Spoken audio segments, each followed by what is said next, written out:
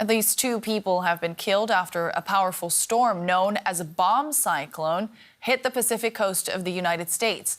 The major storm battered the northwest U.S., downing trees and power lines. Hundreds of thousands of residents in Washington state were left without power as another round of storms is expected in the coming days. Authorities have issued warnings for heavy mountain snows, dangerous flash flooding, and rock slides. Let's bring in meteorologist Matthew Cappucci. He's in Washington, D.C. Matthew, what exactly is a bomb cyclone? We've had this conversation before, but maybe a reminder for our viewers. Yeah, so a bomb cyclone is a rapidly intensifying mid-latitude low-pressure system. So all the storms we get, those are low-pressure systems, and they suck air in. But what a bomb cyclone does is rapidly lift air up and out the middle, causing like a vacuum in the middle, and that ingests those really strong winds, forces the powerful suction, and that's how you get gusts over, say, 100, 110 kilometers per hour.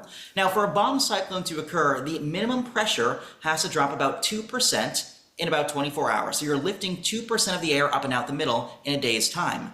This thing nearly tripled that rate, so it's like a double, almost triple bomb. It incredibly explosively strengthened, and that's why the winds have been so strong. The other thing too, this counterclockwise spinning storm tugged a strip of moisture from near Hawaii all the way towards California, giving them torrential downpours in northern parts of the state with realistically like 20 to 35 centimeters when all said and done there in parts of the Klamath Range in the northern part of the state. This is being called by some a once-in-a-decade phenomenon. You just explained how it comes into being, but what is so unusual about this bomb cyclone?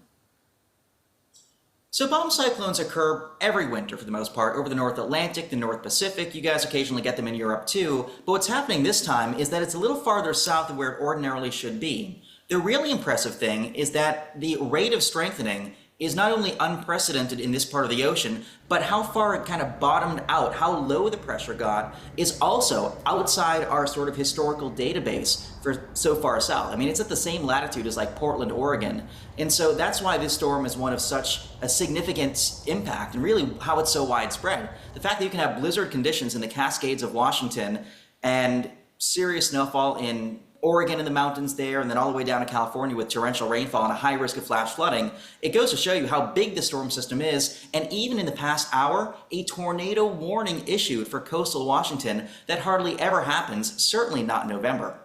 Dangerous for the people who live in that area. Matthew, what role does climate change play in all of this? So climate change does play a role in some storm systems, but there are 2 types of low pressure systems, baroclinic and barotropic.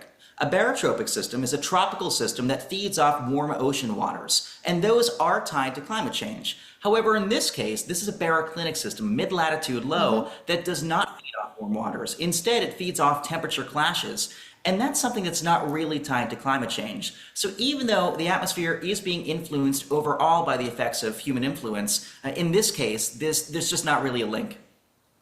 Meteorologist Matthew Cappucci in Washington, D.C. Thank you so much. Thank you.